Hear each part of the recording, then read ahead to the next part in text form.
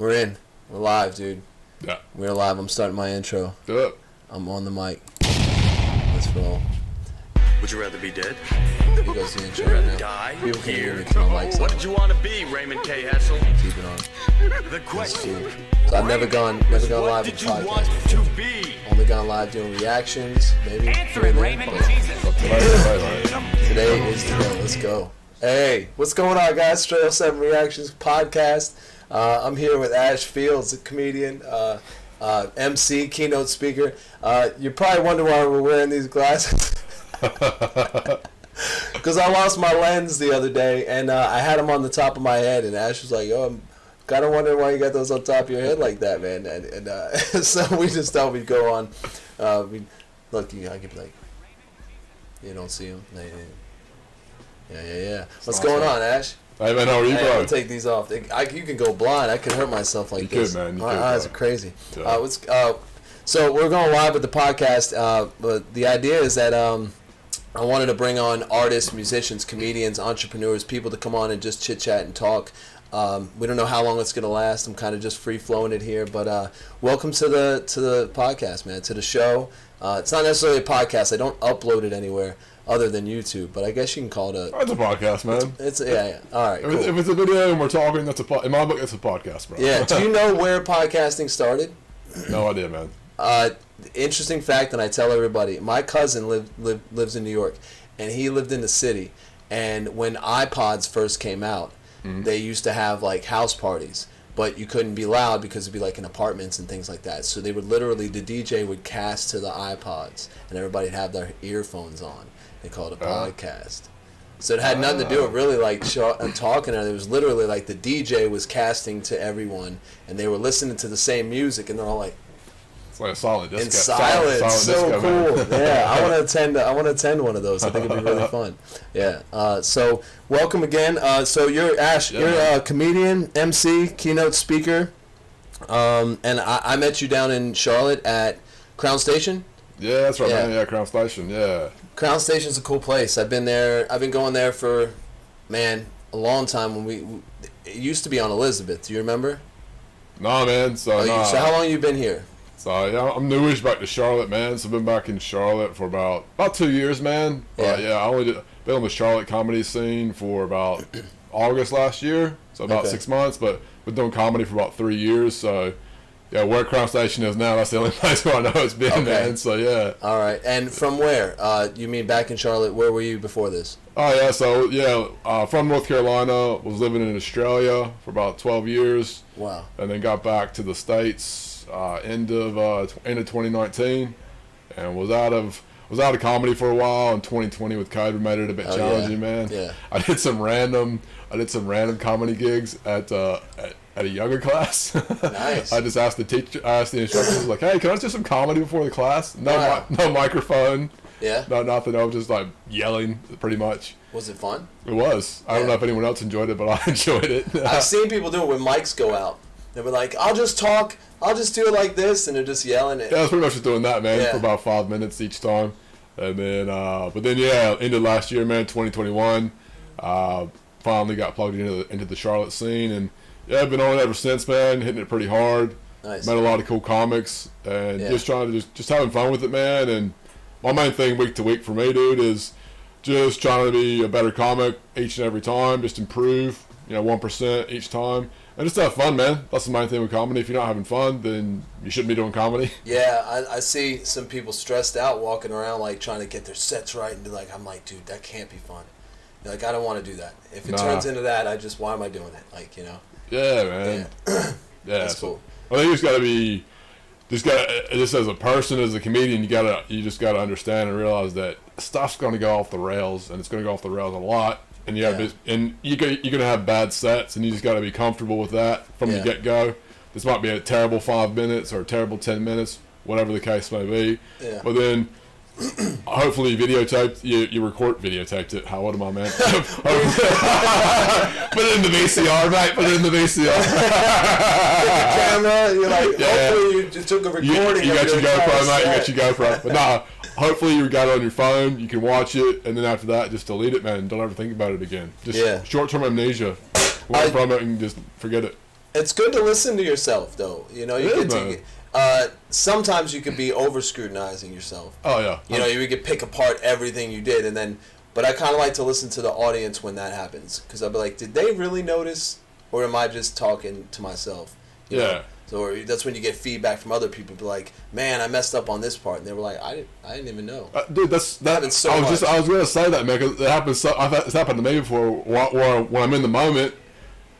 If I'm not as in the moment as I'm thinking while I'm doing it, and then I'll think, oh, that didn't quite hit, or that didn't quite like that. Just sort of in the back of your head, and then you go back and watch it, and you're like, oh yeah, this was the part. And you're like, oh yeah, it was. You couldn't even tell. It was pretty good. It wasn't nearly as big as I thought it was. So yeah. Your mind kind of is a bit weird in that respect. It kind of plays tricks on you, man. It feels like reality. And meanwhile, you're really just, nobody sees your brain. No one notices, man. Yeah, no one even, I didn't, when you watch it from the outside, you're like, I didn't even notice I skipped through that. Like, that I kind of hesitated. I didn't hesitate. My brain hesitated. Yeah. Yeah, that's cool. So, were you born in the United States or born in Australia? You were born in North Carolina? Yeah, so, born in North Carolina. I lived here till I was about 21. Okay. Studied at Wake Forest University, and while I was there, did an exchange program. Went to Australia for about 6 months. Loved it.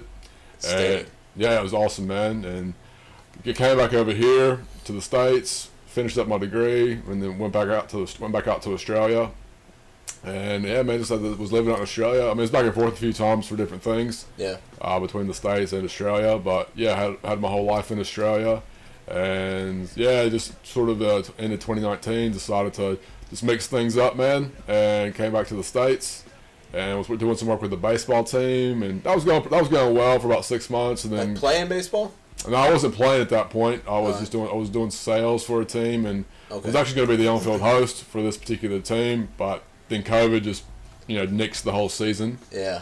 So it wasn't like MC host kind of MC host, like the guy on the field. Out on the field. Nice. That was good. You don't even think that those are positions. You're like everybody's always thinking like I got to be a this or that, and you're like, well, there's other things you could do for money, like Yeah, man. Yeah. Because I'd done some previously in the States and in Australia. I'd done for baseball, doing play-by-play commentary, color commentary. I've done some live announcing as well, just being in the stands with a wireless mic, just saying different things, doing the starting lineups. And do you like baseball? I love baseball. You got to know it, right? You can't just commentate for sport. You got to know it, man, and you got to. And the thing is, this is my personal. I'm not an expert I wouldn't say I'm an expert analyst or commentator, but in my opinion, it's more about telling a story.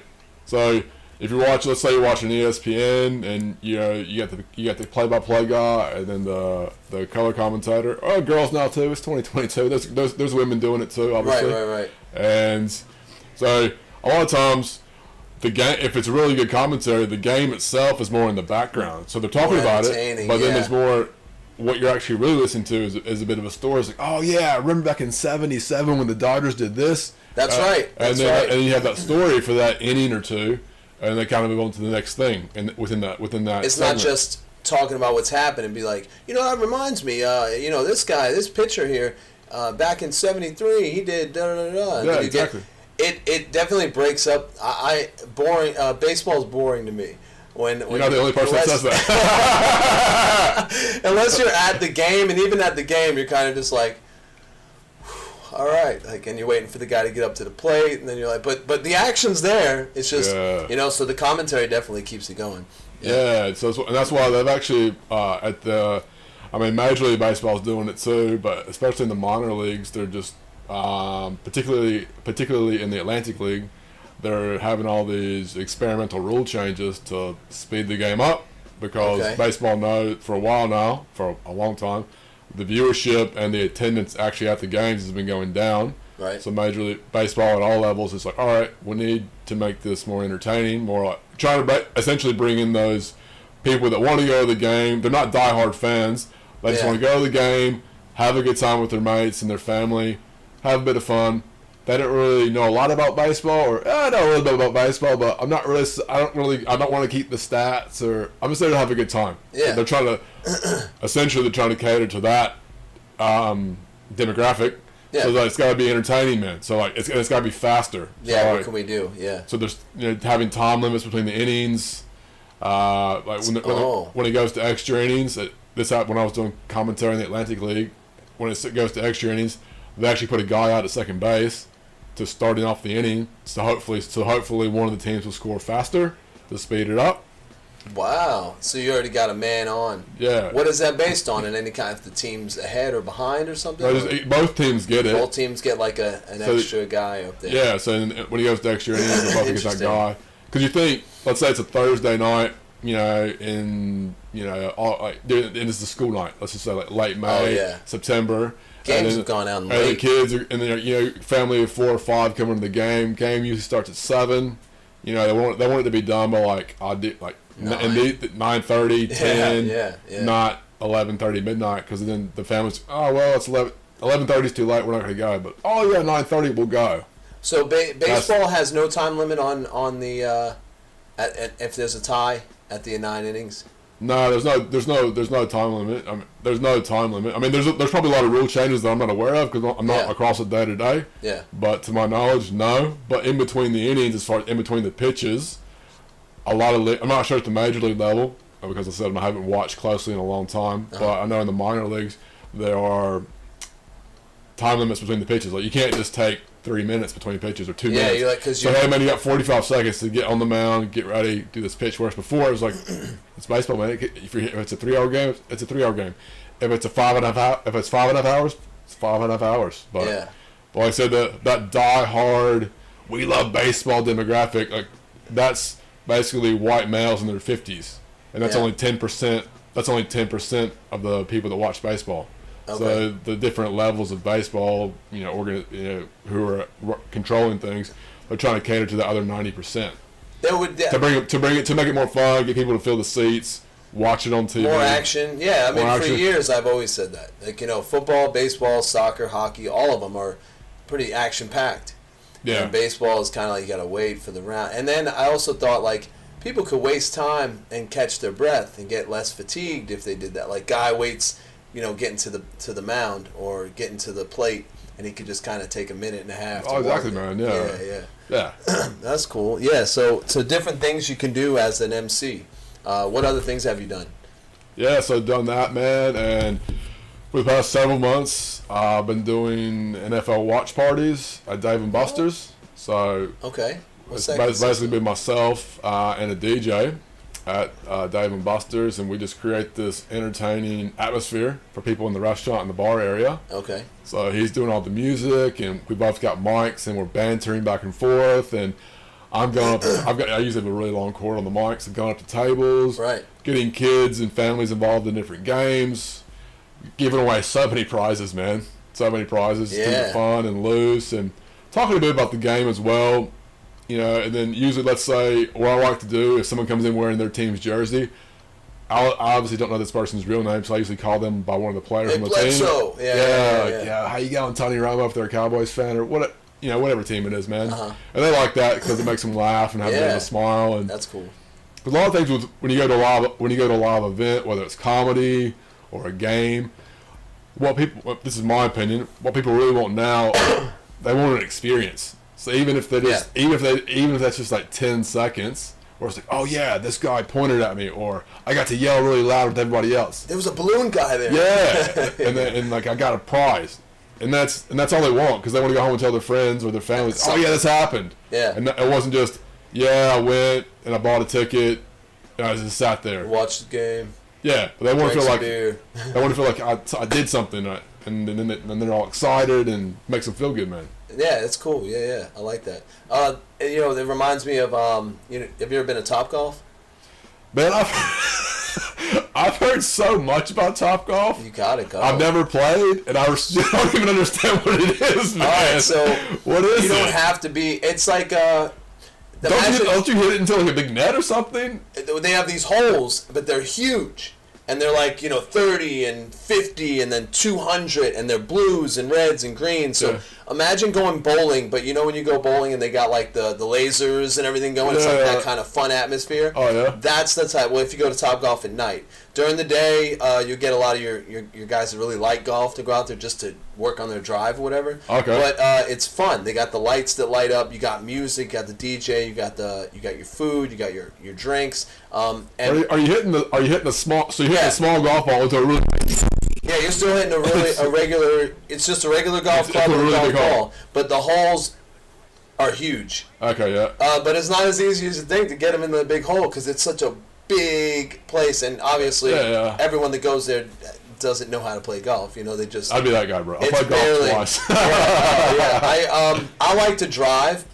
I've never played like a round of golf, right? Yeah. But I like to go driving. Me and my brother would go driving at the range. Yeah. Because that's fun, and I watched Happy Gilmore, and I always feel like get the running start. Yeah, that's right. That was the fun part. It goes back to entertainment. Like I get bored if I'm just gonna. All right, let's get to the next hole. Oh, you gotta be quiet. Here he's over at the putt, and he's not. That's not the fun part to me. The fun part is just whack, and it's not. See how far I can hit it. You know. So Topgolf's the same way. It's like see how far you can hit it, and if you want to get precision, you hit them in the big holes, and they got the games on. What I was saying is that the entertainment was, I worked for Topgolf and I was a server. Yeah. And your job, we don't touch food or drinks or nothing. They have runners or caddies, right? And your job is to be the entertainment of your bay. So I go there and I'm interacting with you. I'm playing golf with you. I'm like, hey, you guys doing all right? You know what I mean? Like, you don't want to be there too much because you got to feel your audience out. You know what I mean? If you're going there and you're just hanging out and then you're like, let me sit down. Hey, let me get a wing. You know what I mean? Don't do that. Too much. And you can feel them out. They'll tell you like, they'll be like, yeah, okay, see. They kind of give you the vibe. Can you leave? So you can walk off. But yeah, you gotta go, man. Well, I had you know Evan Pitfield. He's a comedian. I know he's a comedian, man. I don't think we've ever personally met, bro. I mean, I've seen stuff of him online. I might have seen him in a few gigs, but we've never actually spoken directly. I don't believe. He met me out there when I was working there. I just kind of posted. I was like, "Hey, I'm at Topgolf. I just got off. Anybody want to come hang out?" He came and hung out with me. We were just hitting balls all night. Yeah, it was fun. Yeah, so well, okay, so that sounds like a fun gig. Dave & Buster's. Is that were you hired by Dave & Buster's, or you this is you and the DJ? Yeah, so it's through Dave & Buster's, man, and I just you know saw some information about it. Started. It was their idea. Yeah. So trying to step there again, trying to do some extra stuff. It was happening in a few other locations around the country as well, and just started a conversation and just kind of talked about my experience as a comedian and MC. And they're like, yeah, man, that sounds great. We'd love to have you on. And we just started, man. So we started at the beginning of the season. And how long ago was that? So September. Okay. Yeah. Yeah. And how's it going? Is it getting better? It's just pretty consistent. Oh, yeah, it's going well, man. I'm gonna have to get out there. And I don't really watch sports too much. So is it only during the games, or is it other types? Oh yeah. So for the moment, this is just been for the NFL. Okay. So not really any other sports at the moment. Yeah. And yeah, man. So but it's been fun. So it's starting to get. It's like comedy, man. We've been reading the crowd and figuring out what's. And something else I didn't mention before was we at the beginning we were doing a lot of trivia questions. Yeah. You know, stuff about the I've players. seen that before, yeah. And then I remember one day we did again later in the afternoon we had a bunch of these older guys that came in. You could tell these guys were hardcore NFL fans. So I started getting. I used to watch the NFL all the time when I was a kid, man, and NFL films, and so I was going like really old school with some of these trivia questions, and these guys were just like just knocking them out of the park, killing them. Yeah, just there's some guys that know all sorts of trivia. All the young guys needed their phones, looked up at the answers. These old guys getting it before Google. Bang, it just goes to show you the brain's better than the phone. Oh, 100%. Still, I can. That's awesome. So and that was the thing, like, cause usually we've been finding that in the beginning, like in the first half of the day, it'd be like a lot of kids, a lot of families, and then on some weeks later, it'd be like just a lot of guys. It's just, hey, I just want to watch football. So we just kind of just tweak the way that we interact. You kind of read it, or they tell you that? No, we read it. Yeah, so it was more like me sort of reading it. There's families there. You might want to be entertaining because you're trying to entertain the people that really aren't into it. I was thinking that, like, some guys might just be like, oh my God, will you guys stop? I'm trying to watch the game. You know, like, yeah, so when the game's on, we're letting the game go, but during the commercials, as far as what we actually do, like, as far as what we say and how we interact and what we're stuff happening at the restaurant or events or what we're actually saying, we kind of cater to what's going on. You know what I mean? Yeah. So yeah, people are like, oh yeah, that's interesting, or kind of get people involved, and you just feel like, okay, this time we'll just kind of give it a rest, feel it out. Yeah. Or hey, we spoke to this person, we spoke to these people last time. We'll talk to the guy like 70 feet away, and just I've talked across the restaurant before, man. Yeah, it's like a comedy gig. It's fun, it sounds dude, like. yeah. Do you tell like family-friendly jokes, or do you just kind of? It's not that. It's not really a lot of jokes, man. It's more just a lot of banter. Do you crack jokes? Yeah, of course, man. Okay, it's a time to practice. Yeah, but it's a good way. I'm not up there just doing material. Right. It's more. It's a lot of crowd. Like, hey, dude, this isn't your open mic. Yeah. Like, I mean, obviously talk about comedy and shows that I'm doing. If just let people know what's going on, and right. And when doing that, I'm saying, hey, I'm going to be here on this day, but I'm also saying, hey, support local comedy, check out some local artists. It's a good time. Because also at that Dave and Buster's too, they've been doing a lot of shows in one of the rooms. So I actually did one of those back in September. Comedy show? Yeah, and then even outside of that, when there were other shows there that even I wasn't in, when I was on the mic, I'd say, hey, after the game, there's going to be this comedy show in the room next door. Check it out. A lot of great comedians. Just supporting each other, man. Because comedy, there's a lot of comics around, but at the same time, it's a small community, man. At the same time, even if guys and girls coming out of state or whatever, the names get around, man. And people, definitely. And you always want to support. It's hard, man. Comedy's hard, bro. So you want to put out good vibes and lift people up, man, and just do what you can, bro. So that was just like, for that particular case, that was just a way for me to, obviously plug this show, give some guys a bit of a shout out, discuss it, just kind of keep putting it out there, and yeah, man, just. Did you see anybody you knew out there? Like, did you get some people from like Crown or something to come out there? Not so much Crown, man. I mean, so it's kind of a different comedies. There was some guys from South Carolina that were there. Nice. Some guys that I'd seen at other gigs as well. I've been to. We talked about Common Market and I've done towards the end of last year. Went to Lituations several times as well. We talked about Crown, other places in South Carolina, man. So, yeah. And what are some other mics you've been to around Charlotte? So let's see.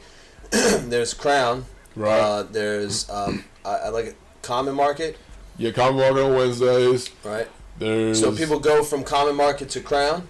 Normally, yeah. You can bounce? You can bounce. The Common Market's first. There's enough time to get over there to the Crown, and you just sign up. So they're only like 10, 15 minutes apart, man. So you might as well, if you got time, you might as well just do two, get the practice. Yeah.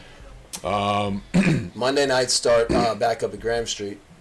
Yeah, Graham Street. Which should be cool. Yeah, Graham Street. So yeah, Jordan Ballard's gonna be doing that room. It's his room. So I've done that one before the NFL season started. I was able to do that room a few times. Really good time, and yeah, I'm assuming it's gonna probably be inside because it's still winter time. But last year was outside on the little patio area. Yeah, really fun, man. I remember.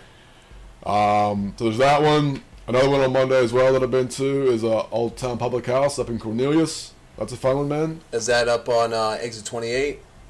I think so, yeah. On Catawba. On Catawba. Yeah. Okay. And yeah, that one's fun because it's mainly musicians. Okay. But I've obviously been there. I've seen some other comics there as well. And that's cool. They don't. That's a cool vibe, man. Yeah, nice. It's a cool vibe, and the people that are there just to watch, they like having comics because it mixes it up. Breaks it up. And even the musicians are like, oh yeah, it's cool to have a comedian here. Yeah, definitely. Just breaks it up, man. I think so. When I was doing rap music, we would open up for like the rock and metal bands. Oh, so it's kind of a different switch up. So I imagine like comedians opening up for bands as well. Is that a thing? Has it ever happened? Somebody came out and did some comedy, and they'd be like, "And now Judas Priest." Then the band starts. That might be a cool thing. That'd be cool, man. Yeah, because I've seen comedy shows have DJs. They play music beforehand and stuff, but that might be a thing, man. I don't know. Yeah, so I've seen with DJs where they Well, I mean, yeah. I mean, a lot of times you get like the intro music, but then I've seen it like where they really get into it with the music. Right. They go hardcore with the DJ. Cool. Yeah. And then I've been to like at Lituations, man. They with the two guys that run it, Tyrone Burston and Deacon Dean. It's like two MCs, so they're kind of playing off of each other. Nice, yeah. And they're kind of building it up, and then you kind of go on stage, and so it's a different vibe, man. And it's pretty cool because you kind of get in a different feel, different room, and you're just kind of learning, man. Because yes, you're learning comedic skills, but you're also learning ways to relate to people. Social skills. Yeah, you're learning social skills, man. I know a lot of funny guys or a lot of skillful musicians or whatever, but they're just not really good on stage. Their stage presence is not there, and that's like half of it. You can be a great musician, but you don't know how to talk to the crowd, or you don't know how to get gigs. So you're just like kind of, my singer of a band that I was in one time. He was a great singer, he's a great writer, but he would always kind of shy away from the crowd. Like he would kind of go back in the corner and like and then he didn't know he did it unconsciously, but he was going like back and forth and kind of like hiding. So anyway, so I know people that like that, but what else we got here? Guitar player? No, he was a singer. Oh, really? Yeah. So like guitar player, you can just chill in the back, but no, he was like sometimes I couldn't get him to do like certain gigs. I'd be like, hey man, you guys should do your like an acoustic set and come out to this place, and it would just if it wasn't just right, they weren't gonna do it. And like I'm open to do anything. I'd play to an empty crowd. Like I would just go up there and do whatever. I don't care. It's experience for me. It's fun for me. And then so the experience of just getting on stage and being able to perform, regardless of how many people are in the room, it's just your practice. So. It's funny that you said that too, man, when having no crowd there, because that's actually a bit of a test in itself, because, you could have the attitude like, no one's here, man, middle of winter time, it's dark, like, what are we doing here, man? But, the other way to think about it is, hey, man, either to yourself or to the other people that are there, other comics or other performers, whatever you're doing, so, hey, man, we're here, just do the gig anyway. And it's just a way for you to just, in a way, kind of from within, just bring that energy, even though it might just be like one person, one comedian in the crowd. I did a gig. Yeah, it was at Lituations, man. It was literally me and one other comic. Yeah. And that was it. And then like halfway through that, I think two non-comedians walked in, and that was it, man. So the whole attitude could have been, all right, we're just gonna pack this in. It's like, well, nah, man, we're here. Let's do it. You gotta focus on those people that walked in now. As soon as they walk in, you gotta be like, hey guys, what's going on? But even if they did it, man, it's just the fact that you just gotta just kind of power through that and commit to it, and just do it anyway. And because it sucks. You want an audience there, but you just gotta just bring the energy anyway and just do it. Yeah, it's kind of like the gym, man. Like, I go to the gym pretty regularly, man, but like 90% of the time, dude, I don't want to go to the gym. I do it because, like, you want to feel good, look good, and it's obviously good for your life and your health. Yeah. But I rarely feel like going to the gym. You know what I mean? Right. I'm like, oh, can't wait to go. It's just like, nah, dude. Like, my clothes are right there. I'm gonna put them on before I can talk myself out of going. You know what I mean? Yeah. So. Speaking of room full of comedians. That happens all the time. Yeah. If you can make comedians laugh, though, like, I hear that a lot from old comedians, like at the Comedy Store and stuff like that. They'd be like, we used to be in there with like, just us, just entertaining each other or running things by each other. You get feedback and whatnot. So yeah, and then sometimes those random, like when it's let's say there's a show or an open mic and it's literally like only comics. No one shows up for only comics. Yeah, you can just switch it up, man. And turn it into a workshop. So like. It doesn't happen all the time, but you can I hear you saying. You say, hey, you're gonna do your 5 or 7 minutes, but if you want, we can. If you want it, we can like stop. Yeah, what do you think about this? How can I make it better? What do you think about this? What do you think about this? So you can just kind of workshop it. Yeah. And get some feedback, and then when you do it at another show or another mic, you've already got some feedback. We can tweak it or add to it or tag it. Right. However, Yeah, there's sometimes you'll think of something and you'll just be like, you'll run it by somebody and be like, and just the littlest tweak, you'll be like, I wasn't even thinking that. You're right. If I present it this way and then bring that part in, it sounds much better. Yeah, I love it. Yeah, and you're just bouncing ideas, man. And everyone thinks about things differently, and so just kind of like just sharing You know, like, hey man, what do you think about this? Is it good, or can I make it better? Or You got something there. I've been working on this bit. So yeah, it's great, man. It's good. That's what's up. All right. So you know, I sent you out like a little questionnaire, you know, just to get to know you. But I see you have here on your goals for the year are 150 comedy gigs. Yeah, man. I'm gonna turn this on, man. Keep talking, bro. Yeah. Read at least 40 books. 40 books. Woo! All right. I'm trying. 40 pages in a year. I'm working. Maybe I'll make that a goal of mine. Yeah. I look at when I lay down, you know, sometimes in bed, I'll like grab a book and I'll kind of flip through and I'll read something. It's very hard for me to commit to a full book. Yeah. It's all right. You're an avid reader? Yeah, with this Instagram thing, if I hit live, does it automatically start? Or do I have to hit I think start? so. I think you hit live, and then I think it'll it'll give you like, what do you want to title it or something? You got to title your live feed. Okay. Yeah, no worries, man. That should be fine, man. I think it's fine. Yeah, I think I'm gonna stop the stream, and then we can just keep recording. Then I can just, you know, kind of. Yeah, man, for sure, dude. Yeah, that'd be awesome. You're going live. So thanks for checking us out, guys. I'm gonna let this video play on. So check out the rest of the podcast. I'm gonna go ahead and upload it here in a little bit, but just wanted to go live and see what it was like. So I hope you guys enjoyed it. And if you want to see the rest of it, I'll upload it tonight, and you can check it out tomorrow. All right, I'll see you.